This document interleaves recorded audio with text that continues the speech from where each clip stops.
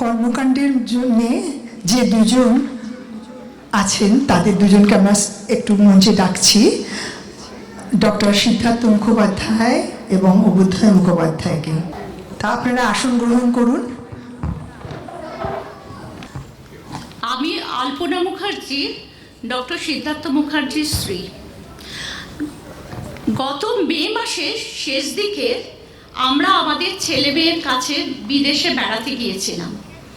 ছেলে মেয়েদের সঙ্গে সময় কাটানোর ফাঁকে ফাঁকে উনি ওনার সৃষ্ট গীতি আলেখ্য সৃষ্টি স্থিতি সংঘাত চিত্রায়নের মাধ্যমে সহজভাবে মানুষের মনে যাতে প্রবেশ করানো যায় সেই নিয়ে নানা তথ্য খুঁজে খুঁজে বের করতেন।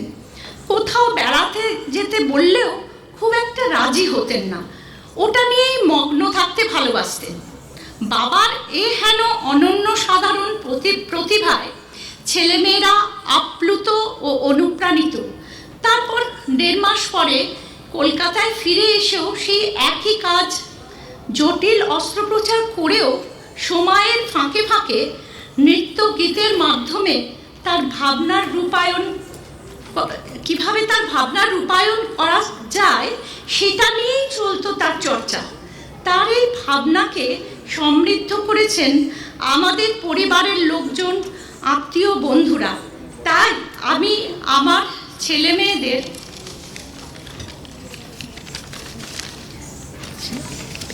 এবং পরিবারের অনুরোধে আজকে আমি শ্রদ্ধাপূর্বক ডক্টর সিদ্ধার্থ মুখোপাধ্যায়কে সম্বর্ধনা দিলাম। সামগ্রিক অনুষ্ঠানটি পরিকল্পনায় শ্রীযুক্ত অভ্যুদয় মুখোপাধ্যায়কে আমি সম্বর্ধনা জানাচ্ছি। অনুষ্ঠানটিও যেমন অনন্য সুন্দর, এই মুহূর্তটাও অনন্য সুন্দর। ডক্টর সিদ্ধার্থ মুখোপাধ্যায়কে সম্বর্ধনা জানাচ্ছেন তার সহধর্মিণী শ্রীমতী আলপনা মুখোপাধ্যায়।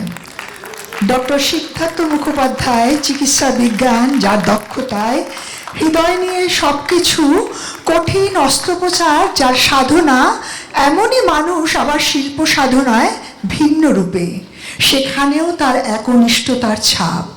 একনিষ্ঠতা তার জীবনের অঙ্গ। তার সার্বিক সুমঙ্গল আমরা কামনা করি। আমরা আরও সুন্দর সুন্দর করে বাঁচার পথ খুঁজে পাই ওনার হাত ধরে। উনি মানুষকে তো বাঁচান, না হয় স্টেজে আনন্দে, না হয় অপারেশন থিয়েটারে, কিন্তু ওনার ভালো থাকাটা আমাদের আজকের দিনে সকলের কামনার বিষয় হোক। অভ্যুদয় মুখোপাধ্যায় এই ক্ষেত্রে রামের যেমন লক্ষণ ছিল তো সেমনি। রামের লক্ষণ না থাকলে রামের 14 বছর হতো কিনা জানি না, কিন্তু এটা যে হতো না আমি বলতে পারি, এবং কবিতা এবংও থাকতো না এটাও বলতে পারি। সঙ্গে আমি একবার সত্যি ওরা দুজনে মানে কি বলবো একেবারে ভাই হয়েও। আচ্ছা সকলে, হ্যাঁ আমার আরেক দেওর তোমার সিদ্ধার্থ বন্দ্যোপাধ্যায়, সেও এই একই কবিতা এবংয়ে আছে, এবং কবিতা এবংকে কি করে সমৃদ্ধ করা যায় ওদের শুধু সারাদিনের চেষ্টাটাই তাই। সুতরাং আমি সকলকে ধন্যবাদ জানাচ্ছি। এই কথা বলে আজকে আমি আমার শেষ করছি।